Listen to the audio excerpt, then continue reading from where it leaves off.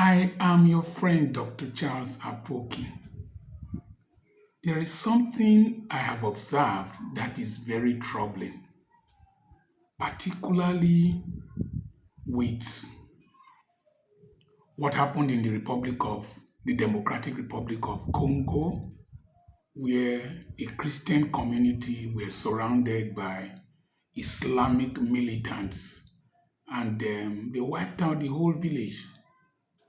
And the recent motion in the United States Congress about the killings of Christians in Nigeria, about the way people are being driven, particularly Christians, from their ancestral homes, their farmlands taken over, their communities burnt, and very radical Fulani headsmen and Islamic militants come to take over such territories.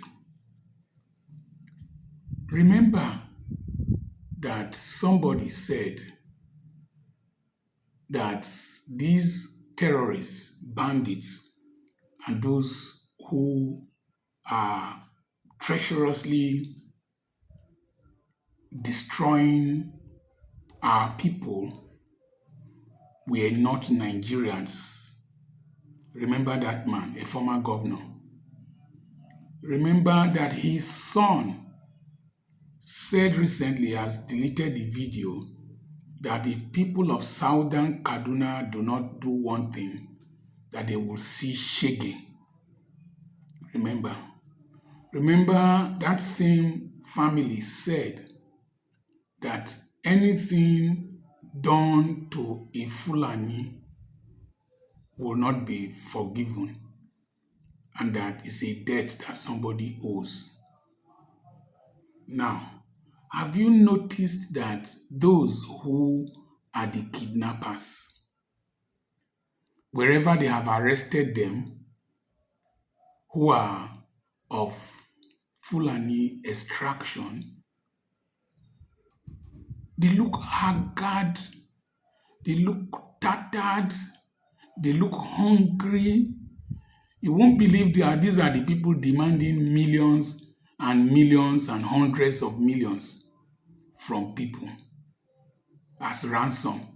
Remember what the National Bureau of Statistics said, how much has been paid in terms of ransom in this country. Remember also that a lot of these headsmen that destroy farmlands and roam all over the place, they look very poor. They are not the owners of the cows. That means there is somebody funding and benefiting from this headsmen farmers crisis. Remember, we've been having headsmen in this country since 1914, in the southern part in particular, according to Lord Lugard's book of the Dual Mandate written in 1922, when he said, and I quote, that it is because of the amalgamation, that's why Fulanis can bring their cows to eastern Nigeria. Remember, there was a young man that was arrested that said they were trained to do, he was arrested in Ondo State, that they were trained to do kidnapping and collecting ransom for a jihad. Remember, right from long time ago, a large amount of ammunition was seized, brought from Iran by some brothers who I think they fled the country now, who were in Abuja. Recently, the Delta State Police PRO, I think it's ASP Bright Edafe, showed somebody who had 3 AK-47 rifles in the back seat of his Camry called Big Daddy, with 3,500 or so rounds of AK-47 ammunition with 3 magazines. 3,000 something AK-47, 3,500 bullets. You know how many people can be devastated? We have always had Fulanis in this country. We have always had Hausa quarter. We have always had where people stay, like the Sarikin Hausa in Aba is my good friend. He has lived there. His great grandfather came there. He has been there over the years. His great grandfather or grandfather, at one point, anytime there was land dispute, his evidence was strong because he was in charge of the lands committee in Aba Urban. We've lived together. Hausa Quarter has been here in Igbudu Market area for years. We've not fought each other until these non-indigenous Nigerians, these immigrant Fulanis, came to our country. The point I am making, these ransoms are being collected to arm themselves, prepare for a jihad. If not, what else?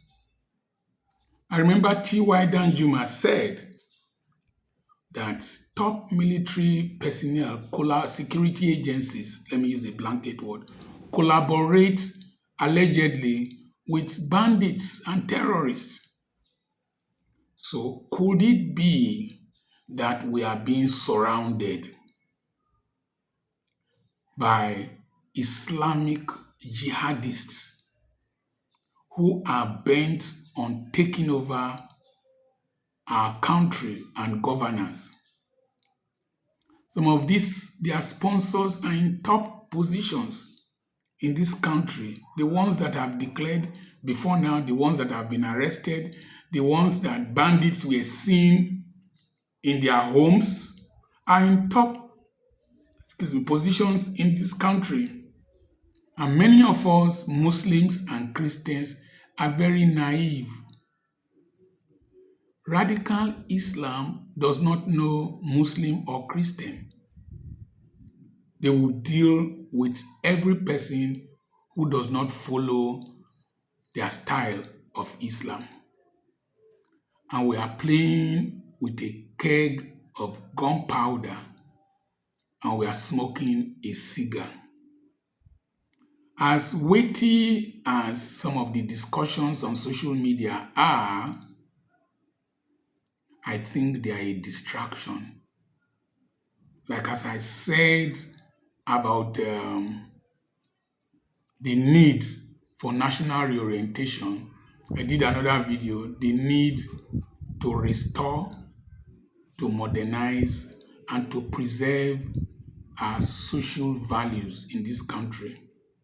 I believe that this issue I raise now should be properly investigated and dealt with promptly. If not, we will have a calamity in our hands that we cannot manage. Those who have ears, let them hear. Those who love this country, let them act. Those maggots and houseflies who think they are benefiting from this evil, let me inform you, when the rain falls, it won't fall on one man's house. Remember that. We might be like Somalia if care is not taken. The nation is already very fragile and heated up.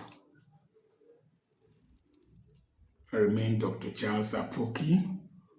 I have a webinar coming up today, 14th of April and 15th of April. But the next webinar will be on the 10th and on the 11th of April.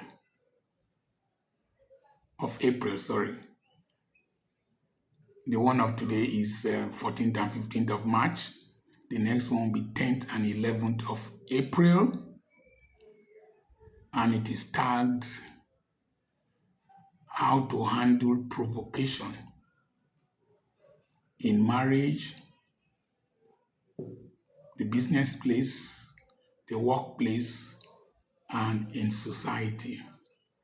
Send a message to +234 80 21 21 92 62.